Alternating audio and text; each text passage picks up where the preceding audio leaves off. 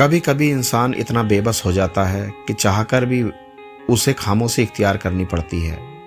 وہ صبر سے کسی معجزے کا انتظار کرتا ہے، نم آنکھوں سے اپنے رب کی رحمت کا منتظر ہوتا ہے، اور پھر قرآن سے اللہ کا جواب آتا ہے، جلد ہی تیرا رب تجھے اتنا دے گا کہ آپ خوشی سے جھوم اٹھیں گے۔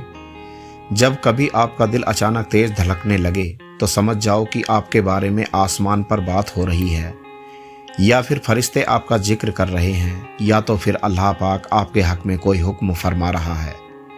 اس وقت بہت زیادہ دعائیں مانگا کرو۔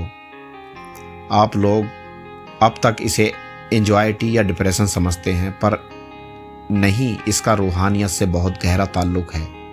تبھی آپ کا دل اچانک دھڑکنا شروع ہو جاتا ہے۔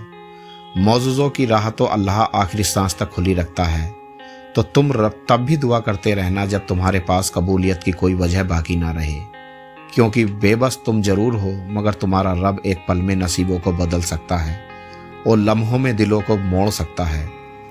وہ تمہیں بے حساب دینے کے لیے آزما رہا ہے۔ وہ تم سے اتنی محبت کرتا ہے کہ اگر تمہیں اس کا مقدار معلوم ہو جائے تو تمہارا جوڑ الگ ہو جائے گا۔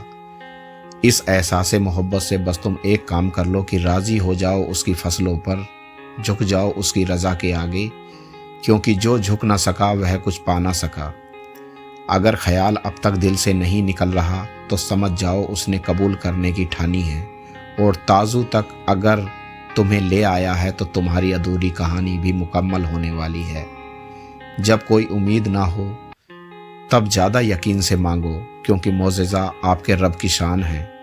راہیں جدا ہو جانے سے مقدر جدا نہیں ہوتے، اور جو اس بات کا یقین رکھتے ہیں اللہ ان کے لیے ایسے واصلے بناتا ہے جو کسی بھی نظر سے گزرے نہیں ہوتے۔ حالات جب سمجھ سے باہر ہو جائیں تو معجزے بھی عقل سے باہر ہو جاتے ہیں۔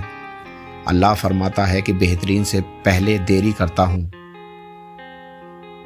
وہ فرماتا ہے کہ میں انہی کو آزماتا ہوں جن کو میں پسند کرتا ہوں۔ جب تم سجدے میں ہی کئی راتیں رو رو کر گزار دیتے ہو، وہ ہر اس لمحے کا حساب رکھے ہوئے ہے جب تمہارا دل اتنا اداس ہوتا ہے کہ یوں محسوس ہوتا ہے کہ جیسے اگلی سانس آخری سانس ہوگی۔ وہ جانتا ہے تمہاری اس حالت کو کہ تم تھک گئے ہو۔ وہ جانتا ہے کہ تم کون سی جنگیں لڑ کر یہاں تک پہنچے ہو۔ اللہ پاک سے دعا کریں کہ اللہ پاک ہم سب کو ان باتوں پر سننے سے زیادہ عمل کرنے کی توفیق عطا فرمائے۔ آمین۔